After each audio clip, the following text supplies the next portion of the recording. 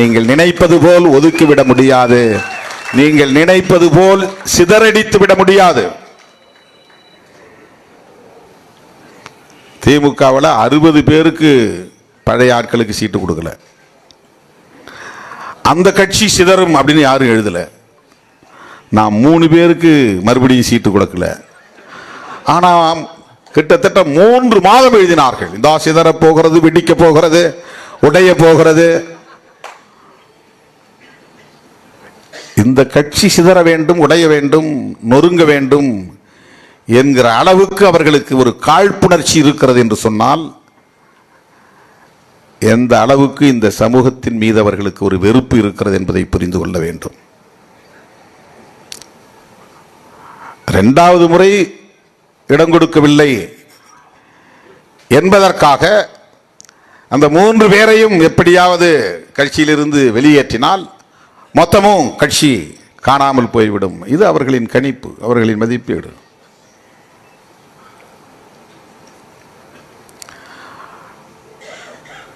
இப்ப திருமாவளவன் என்ற கட்சியே இல்லை. தாவேகா வந்தது, எல்லோரும் அந்த பக்கம் போய்விட்டார்கள். இன்றைக்கு திமுக கூட்டணி இத்தனை இடங்களில் வெற்றி பெற்றதற்கே விடுதலை சிறுத்தைகள் தான் காரணம்.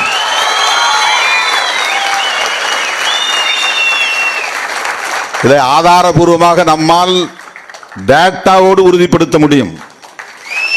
போன தேர்தலில் ஒரு பூத்தில் 400 ஓட்டு கிடைச்சிருக்கலாம். இந்த தேர்தலில் அது 100 ஓட்டு குறைஞ்சிருக்கலாம், அல்லது 150 ஓட்டு குறைஞ்சிருக்கலாம். ஆனால் அந்த ஓட்டும் கிடைத்ததால் தான் இத்தனை இடங்களில் திமுக கூட்டணி வெற்றி பெற முடிந்தது. 100 விழுக்காடு கிறிஸ்தவர்கள் இங்கே யாரும் ஓட்டு போடவில்லை, மாறி போட்டு விட்டார்கள். கிட்டத்தட்ட 30-40 விழுக்காடு இஸ்லாமியர்களின் வாக்குகள் மாறி விழுந்திருக்கின்றன. அதை யாரும் பேசவில்லை. ஓபிசி எம்பிசி எப்போதும் மாறித்தான் ஓட்டு போட்டு வருகிறார்கள். 400 ஓட்டு இருந்தா கூட 40 ஓட்டு 50 ஓட்டு தான் வரும். பூத் எடுத்து பாருங்க. வட மாவட்டங்களில் விடுதலை சிறுத்தைகளும் மற்ற கட்சியை சார்ந்தவர்கள் இடம்பெற்றுகிற வாக்குச்சாவடிகளை எடுத்து பாருங்கள். ஆனால் அவங்க ஒரு பிம்பத்தை உருவாக்க பார்க்கிறார்கள். விடுதலை சிறுத்தைகள் அப்படியே மாறி ஓட்டு போட்டு விட்டார்கள். திருமாவளவன் பின்னால் யாரும் இல்லை. 11.5% வாங்கிய பாஜக இப்போது 2.5% தான் வாங்கியிருக்கிறது. யாரும் அதை பற்றி பேசவில்லை. பாஜகவுக்கு 9% வாக்குகள் பறிபோய்விட்டது, இழந்து விட்டார்கள். நாம் தமிழர் கட்சி 8% வாங்கியிருந்த கட்சி இப்போது 4%, 50% அடி வாங்கிவிட்டது. யாரும் பேசவில்லை. 66 இடங்களில் வெற்றி பெற்ற அதிமுக இப்போது 47 இடங்களில் தான் வெற்றி பெற்று இருக்கிறது.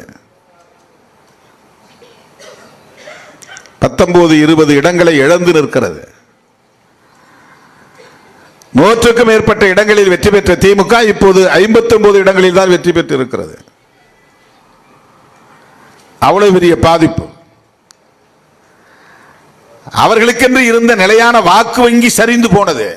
கோர் ஓட்டு என்று சொல்வார்கள். எப்போதும் அந்த ஓட்டு மாறாது என்று சொல்லக்கூடிய ஓட்டே மாறி போயிருக்கிறது,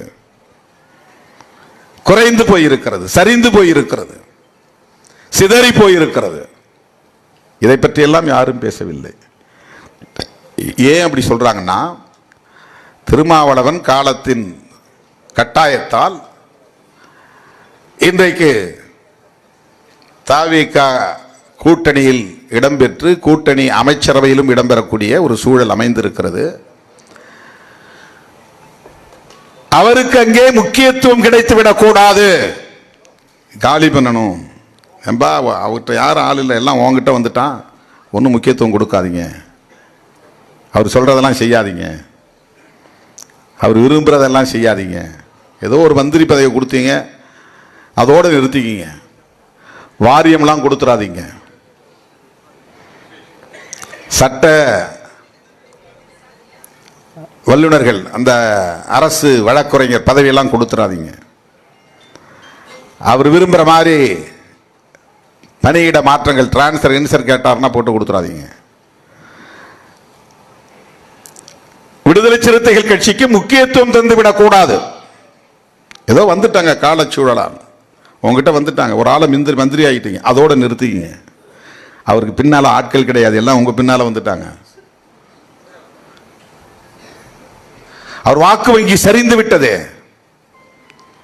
இம்பார்ட்டன்ஸ் கொடுக்காதீங்க. அடிக்கடி முதலமைச்சர் அழைச்சிட்டு போகாதீங்க. இந்த கெட்ட எண்ணத்தோடு தான் விடுதலை சிறுத்தைகள் கட்சியை பற்றி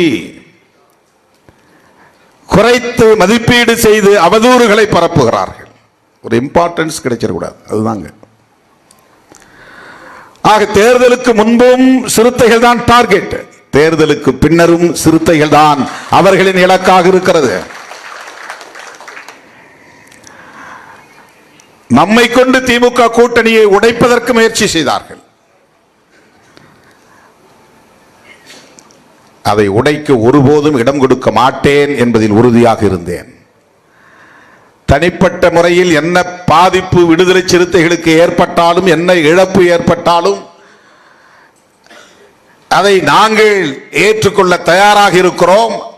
ஆனால் நாங்கள் எல்லோரும் சேர்ந்து உருவாக்கி 10 ஆண்டுகளாக வழிநடத்தி கொண்டிருக்கிற மதசார்பற்ற முற்போக்கு கூட்டணி எந்த சூழலிலும் சிதறிவிடக் கூடாது என்பதில் திருமாவளவன் உறுதியாக இருந்தான் என்பதை மனசாட்சியுள்ள ஒவ்வொரு அரசியல் தலைவரும் நன்கு உணர்வார்கள்.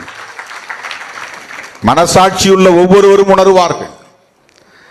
அவர்கள் நினைப்பது போல் சராசரி அரசியல்வாதியாக இருந்திருந்தால் திருமாவளவன் எப்போதே அணிமாறி இருக்க முடியும்.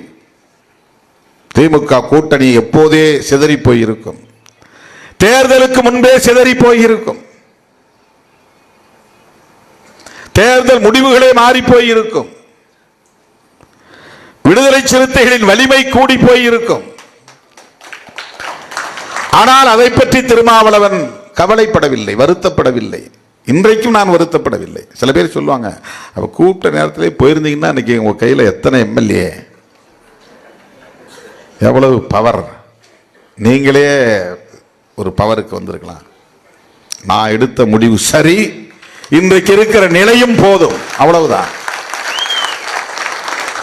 நான் எடுத்த முடிவு சரி, இன்றைக்கு நமக்கு இருக்கிற மதிப்பீடு போதும், வலிமை போதும்.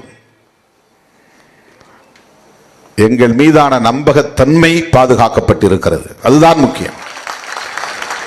நாங்கள் 4 சட்டமன்ற உறுப்பினர்களாக இருந்து 2 இறந்து 2 பேரை மட்டுமே பெற்றிருக்கிறோம் என்கிற இழப்பு இருக்கலாம். ஆனால் எங்கள் மீதான நம்பகத்தன்மை, கிரெடிபிலிட்டி என்பது அப்படியே பாதுகாப்பாக இருக்கிறது. அதுதான் எங்களுக்கு கிடைத்த மாபெரும் வெற்றி. யாரும் விரல் நீட்ட முடியாது, இப்படி சோரம் போனார்கள் என்று விரல் நீட்ட முடியாது.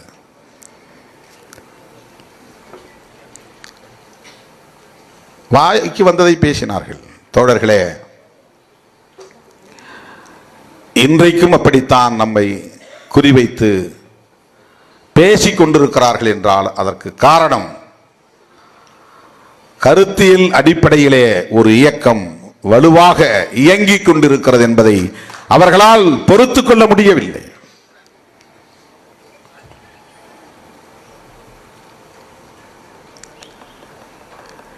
இந்தியாவெங்கிலும் இன்றைக்கு இந்த இயக்கத்தை பற்றிய பேச்சு இருக்கிறது. தென்னிந்திய மாநிலங்களில் இந்த இயக்கத்தின் கிளைகள் இன்றைக்கு மேலும் பெருகிக் கொண்டிருக்கின்றன.